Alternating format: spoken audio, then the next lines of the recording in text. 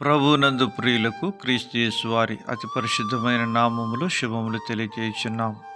ఈ దినము హెబ్రోన్ క్యాలెండర్ వాగ్దానము.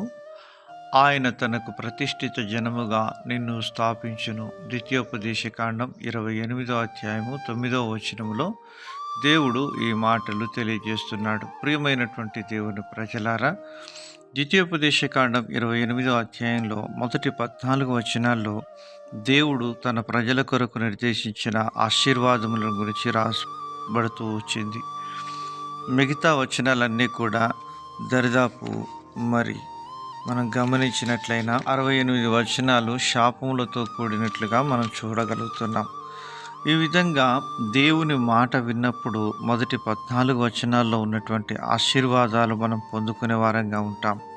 ఎవరైతే దేవుని మాట విని అశ్రద్ధగా ఆ యొక్క విధానంలో దేవుని యొక్క మాటను తృణీకరించి జరిగించేవారుగా ఉంటారు, వారు శాపములకు గురి అవుతారని దేవుడు సెలవిచ్చినాడు.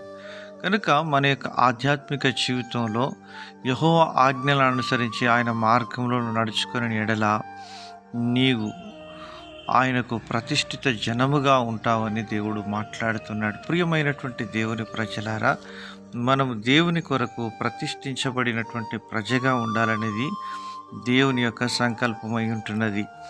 నిర్గమాకాండం 19వ అధ్యాయం 5వ వచనంలో అంటున్నాడు, కాగా మీరు నా మాట శ్రద్ధగా విని నా నిబంధనను అనుసరించి నడిచిన ఎడల మీరు సమస్త జనులలో నాకు స్వకీయ సంపాద్యమగుదురని దేవుడు సెలవిస్తున్నాడు. ప్రియమైనటువంటి దేవుని ప్రజలారా, ఆయన మాటను మనము శ్రద్ధగా విన్నప్పుడు మన జీవితంలో ఆయనకు స్వకీయ సంపాద్యంగా చేయబడే వారంగా ఉంటాం. వినాలి అంటే మనం దేవుని ప్రేమించే వారంగా ఉండాలి.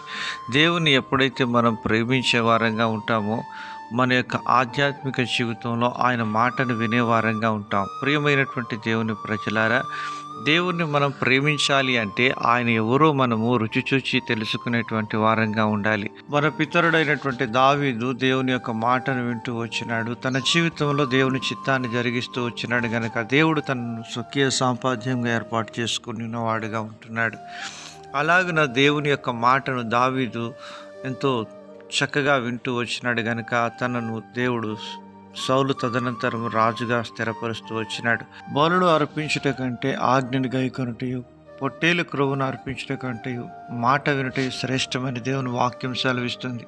ఆయన మాటను శ్రద్ధగా విని అలాగ మనం జీవించినప్పుడు దావీదు పొందుకున్న ఆశీర్వాదం మనం కూడా పొందుకొని దీవించబడదుము గాక.